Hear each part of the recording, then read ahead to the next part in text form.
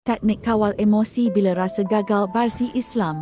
Pernah rasa nak putus asa? Dah usaha tapi tetap gagal. Hati jadi gelap, jiwa jadi berat. Tapi percayalah, kegagalan itu bukan penamat. Ia hanya ujian. Dan hari ini, saya nak kongsi 3 teknik kawal emosi bila anda rasa gagal. Akui dan reda dulu. Langkah pertama, akui dan reda. Jangan lawan emosi, tapi terima bahawa anda sedang kecewa, marah, sedih. Dalam Al-Quran, Nabi Yakub AS menangis kehilangan anaknya, tapi tetap berkata, sesungguhnya hanya kepada Allah aku mengadukan kesusahan dan kesedihanku. Yusuf 86. Bila anda akui emosi anda sedang menyembuhkannya. Bahagian 2, teknik kawalan emosi. Berikut teknik yang boleh bantu anda stabilkan emosi bila rasa gagal. Pertama, tarik nafas dalam dan zikir. Tarik nafas perlahan 3 kali. Sebut, La haula wa la quwata illa billah. Hati akan mula reda dan kembali ke pusatnya.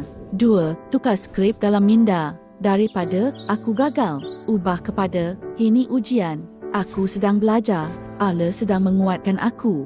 Self-talk yang baik ubat untuk emosi yang sakit. 3. Ambil wuduk dan solat sunat 2 rakaat. Bila fikiran bercelaru dan jiwa bergelora, bersihkan dengan wuduk. Dan luah pada Allah. Jangan luah di media sosial. Luah di atas sejadah. Bangkit perlahan-lahan. Kegagalan bukan bermakna anda lemah. Ia hanya tanda anda sedang mencuba sesuatu yang besar. Boleh jadi kamu benci sesuatu, padahal itu baik untukmu. Al-Baqarah 216. Ambil masa anda, tapi jangan berhenti terus. Bangkit perlahan, 1 langkah demi 1 langkah. Kuat bukan bermakna tak jatuh. Kuat bermakna jatuh, tapi tetap bangun dengan izin Allah. Seruan bertindak, anda bukan gagal. Anda sedang diuji untuk naik lebih tinggi. Dan terus melangkah, sebab lo tak pernah tinggalkan orang yang terus berusaha. Komen, saya pilih untuk tenang dan teruskan, insya-Allah. Tekan like dan subscribe kalau anda suka.